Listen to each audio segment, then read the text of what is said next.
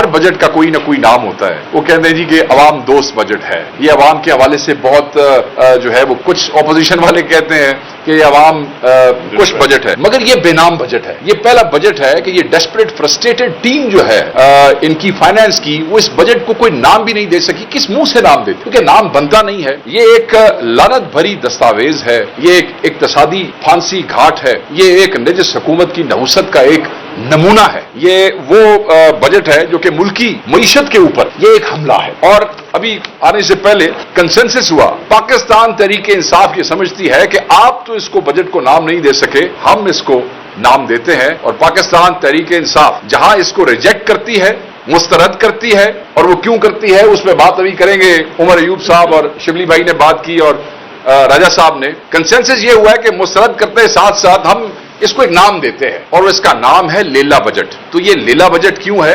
कुर्बानी के ऊपर लेले ज़बा किए जाते हैं। इस लेला बजट के थ्रू अवाम को ज़बा किया गया है। अब देखिए अवाम को कैसे ज़बा किया गया है कि नाम दे नहीं सके, किस शर्मिंदगी से देते। 45% वो जो लोग खते गुर्बत के उससे नीचे चले गए हैं, जिसकी 11 करोड़ से तादाद ज्यादा है, उनके लिए आपने क्या किया है? कौन सा रिलीफ दिया है आपने इस सारे बजट के अंदर? तनख्वाहदार तबके की आपने बात की है, 10% की आप बात करते हैं, पिछले 6 महीने से कह रहे हैं 6% से 10% पे हुआ। ये 10% किसके लिए है? ये सिर्फ उन लोगों के लिए है जिनकी सालाना आमदन जो है वो 22 लाख है। इसका मतलब क्या है? इसका मतलब यह है कि जब आप ये 10% का इंक्रीज उस सालाना 22 लाख वाले को देंगे तो आज आके बचत जो है वो सिर्फ 25,000 टैक्स या 30,000 टैक्स बनती है, इससे ज्यादा नहीं बनती है। ये जो 10% से लोग खुश हो रहे हैं ना कि तनख्वाहों में और ये उसमें सारा इजाफा हो गया, तो आज आके वो 25,000 का रिलीफ है ਤੁਹਾਡੇ ਕੋਲ, वो भी जो आपका कोई टैक्स अगर बच जाता है तो उससे अच्छा, इस बेशर्मी से अच्छा वो माजरती कर लेते। आप क्या समझते थे कि अपोजिशन की नजरों से या तहरीक इंसाफ की नजरों से ये जो आप बारीक वारदात डालने की कोशिश करते हैं ये नहीं गुजरेगी? ये 10% कल हमने बात की थी, वो जो 11% की कोर इन्फ्लेशन है, ये 10% का इजाफा उस 11% की कोर इन्फ्लेशन को पूरा करता है? ये तो उसको भी एड्रेस नहीं करता है। तो फिर आप कैसे कहते हैं कि आपने तनख्वाहदार तबके को रिलीफ दिया है? आपने तो रिलीफ नहीं दिया है, आपने तो बेसिकली तनख्वाहदार तबके पे वारदात डालने की कोशिश की है। पेंशन 7.6% इंक्रीज, ये किस हिसाब से? कुछ समझ नहीं आई किस हिसाब से। यहां पेंशनर्स बाहर बैठे हुए हैं, वो पेंशन के लिए सरकारी मुलाजिम जो हैं वो बेचारे एहतजाज कर रहे हैं, जैसे शिबली भाई ने बताया ना कि उनको बड़े हमदर्दाना तरीके से उनको डील किया जाता। तुसी उन्होंने भी इंज डील कर रहे हो जिवें सानू डील करते हो, डांगा विखा रहे हो, रस्ते बंद कर रहे हो, रस्ते बैन कर रहे हो। हम दोबारा कहेंगे कुछ शर्म होती है, कुछ हया होती है। और फिर पेंशन, जब आपका 1000 अरब रुपए का 1000 अरब का जो बजट आपने डेवलपमेंट का जो आपने रखा है, आप मुझे ये बताएं, ये ऐसे ही है कि आपकी आमदन हो 1,15,000 रुपए और अब अपने घर की मेंटेनेंस के लिए रखें 1,000 रुपए। ये आपने इस मुल्क के साथ इस बजट में यही किया है। जो आपने डेवलपमेंट का जो बजट है वो जो आपने 1000 अरब रुपए का रखा है। मिडिल क्लास बड़ी मुश्किल से आजकल वो सुजुकी अफोर्ड होती थी, उसके ऊपर जो सेल्स टैक्स था वो 12% था। ये कहते हैं वो भी थोड़े को ले ली, ये 12% से बढ़ा के वो भी 18% के ऊपर कर दिया इन्होंने, वो सेल्स टैक्स भी बढ़ा दिया। वो लोग भी इस महंगाई में बड़ी मुश्किल से अफोर्ड करते थे, अब ये कहते हैं आप वो भी अफोर्ड न कर सके। जो बचत थी वो बचत पे इन्होंने एक बड़ी वारदात डाली है कि वो तो देखें, शरह सूद तो पहले ही 22 से 11 का इन्होंने किया था ना जी, कुछ अर्सा पहले, ठीक हो गया। मगर उसके साथ क्या हुआ? जो आपकी मेरी ये गैर सरकारी लोगों की, बेवाओं की, यतीमों की जो स्कीमों में आप बचत जो है वो जमा कराते हैं बैंकों में, आपको पता है कि उसके ऊपर टैक्स बढ़ा के 15% से 20% कर दिया है। जो बचत की स्कीमें हैं, जो गरीबों, बेवाओं और जो बेचारे बड़ी मुश्किल से प्राइवेट लोग जो हैं वो अपने बैंकों में जमा कराते हैं, वहां भी इन्होंने टैक्स बढ़ा दिया है। ये अब मैं इसको लेला बजट ना कहूं जिसमें आवाम को ज़बह किया जा रहा है, तो मैं इन्होंने किया खा।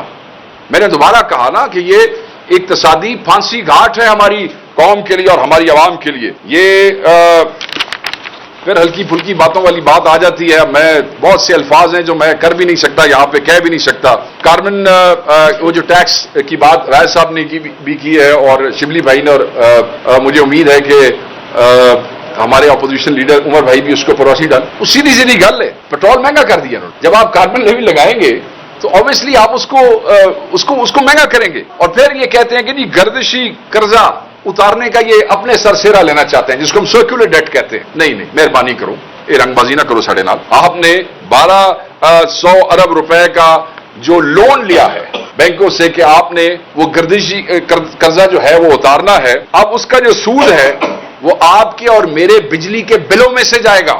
وہ کیسے جائے گا؟ کیونکہ بجلی پہ انہوں نے ڈیٹ سرچارج سروسز جو ہے وہ انہوں نے لگا دیا ہے۔ اس کا یہ مطلب ہے کہ وہ پیسے آپ کی جیب میں سے نکلیں گے۔ بظاہر تو انہوں نے یہ کہا کہ چند مہینے پہلے بجلی کی قیمت جو انہوں نے کم کی ہے، اس کو ایسے عوام سے انہوں نے کاٹنے کی کوشش کیا۔ نکمے، نااہل، نالائق لوگ ہیں یہ، مسترد لوگ ہیں جنہوں نے ایک ایسا بجٹ بنایا ہے، لیلا بجٹ جسے میں کہہ رہا ہوں، جس کو عوام بھی مسترد اسی طرح کر رہی ہے جس طرح پاکستان تحریک انصاف کر رہی ہے۔ دیکھیں، ذکر کیا اسلام آباد میں وہ جو پراپرٹی کے حوالے سے 4% to 1%، ٹھیک ہے، آپ فائدہ دینا چاہتے ہیں، پراپرٹی مافیا کو دینا چاہتے ہیں، ابسٹینشن کرنا چاہتے ہیں، رائے صاحب نے اس کا ذکر کیا ہے، کریں، آپ کی وجہ شہرت یہ ہے۔ ایک بار بار فکر اخباروں میں آ رہا ہے 2200 ارب گندم کا، یہ 2200 ارب دیکھیں یہ کیسے ہے۔ میں بات اپنی یہاں پہ ایک اس کے اوپر ختم کروں گا۔ یہ جو وزیر خزانہ صاحب ہیں، یہ جو نیدرلینڈز تو آئے نے، کی نا ہے نا اورنگزیب صاحب، انہوں نے ابھی کچھ عرصہ پہلے یہ بیان دیا تھا کہ یہ جو ہماری غذائی اشیاء ہیں ان کے حوالے سے جو ہمارا نقصان ہوا ہے اس کی لاگت $10 ارب ہے، $10 بلین کا انہوں نے کہا تھا۔ اب آپ مجھے یہ بتائیں کہ جب وہ چیزیں آپ باہر سے منگوائیں گے تو وہ آپ کہاں سے اور وہ جو اگر آپ اس کو اس میں چینج کریں تو یہ 2850 ارب روپے بنتا ہے، ٹھیک ہے جی۔ آپ کے پاس وہ ہے اتنا فورن ایکسچینج ہے کہ آپ وہ یہ $10 ارب میں تو ارب $2 ارب واسطے ہمارے پنجابی میں کہتے ہیں پندے بدے، یو آر لٹرلی بیگنگ، ایک دروازے پہ، دوسرے دروازے پہ، تیسرے دروازے پہ۔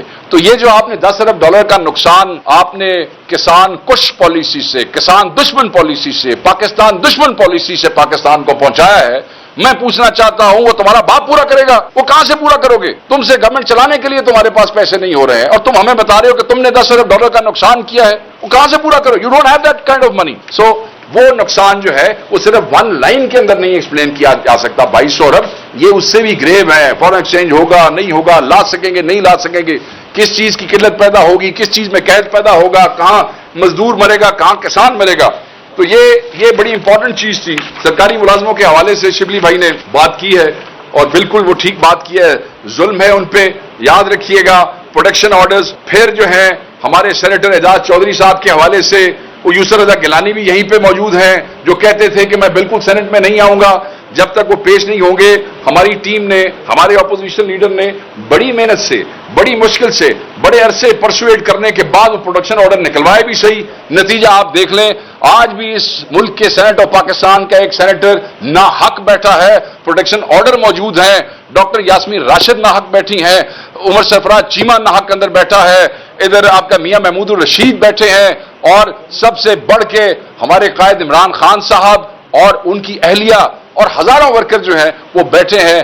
اور اس ساری سچویشن میں، اس پستائیت میں تم لوگ یہ سمجھتے ہو کہ تم عوام کی امنگوں کے ترجمان ہو، تم لیلا بجٹ پیش کرنے والے لیلے ہو اور اس سے زیادہ کچھ بھی نہیں ہو۔